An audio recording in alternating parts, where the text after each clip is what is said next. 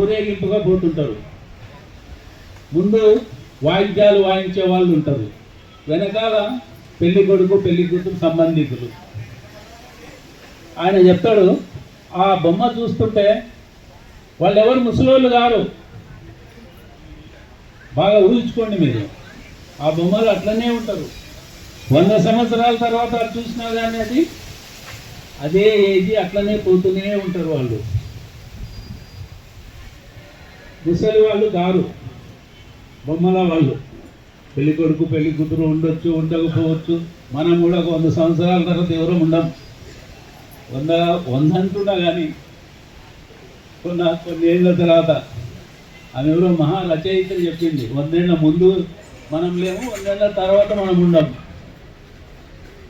కానీ మన జ్ఞాపకాలు చారిత్రక సాక్షులుగా నిలిపేది ఒక ఫోటోగ్రాఫర్లే.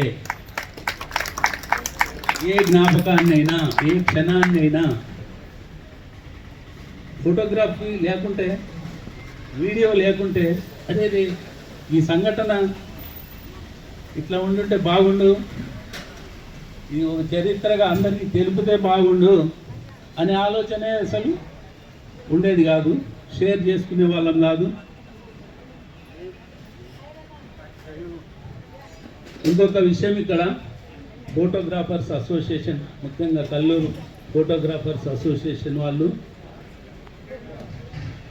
ఫోటోగ్రఫీ పక్కన పెడితే వీళ్ళు చేస్తున్నటువంటి సేవ చాలా అమోఘమైనటువంటి సేవ. ప్రపంచంలో ఏ ఫోటోగ్రాఫర్స్ చేయనటువంటి సేవ. వీళ్ళకు ఉన్నటువంటి తక్కువ రాబడిలో కూడా ఎంతో కొంత దాన్ని పొదుపు చేసి కూడబెట్టి మానసిక వికలాంగులకు, దివ్యాంగులకు నెల నెల పెన్షన్ ఇచ్చేది, ఏ ప్రభుత్వ సహాయం లేకుండా వాళ్ళ సొంత స్వార్జితంలో. వీళ్ళే పెద్ద కోట్లు సంపాదయ్యారు. ప్రోగ్రాంకి ఇంత అని ఇస్తారు, ఆ ప్రోగ్రాంలో ఇంత అనేది వీళ్ళు పొదుపు చేసి సంఘానికి. నాకు తెలిసి భాష ఎక్కడున్నాడో, ఈ సేవ ఎన్నేళ్ల నుంచి జరుగుతుంది?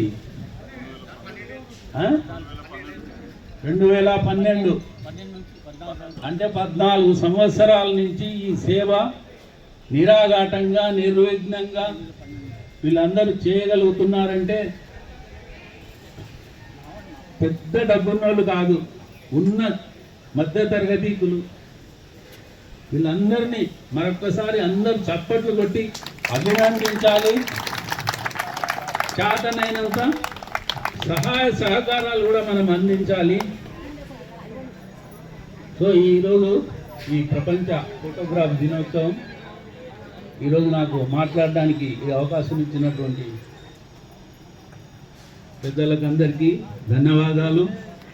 మరొక్కసారి మీరందరూ ఫోటోగ్రాఫర్స్ అసోసియేషన్ వాళ్ళంతా ఇంకా మీరు అప్డేట్ అయ్యి, నాకు సార్ వాళ్ళు చెప్పినట్టు ఇంకా ఎత్తుకు ఎదగాలని, ఇంకా సేవలు ఎక్కువ చేయాలని ఆశిస్తూ నేను ముగిస్తున్నాను.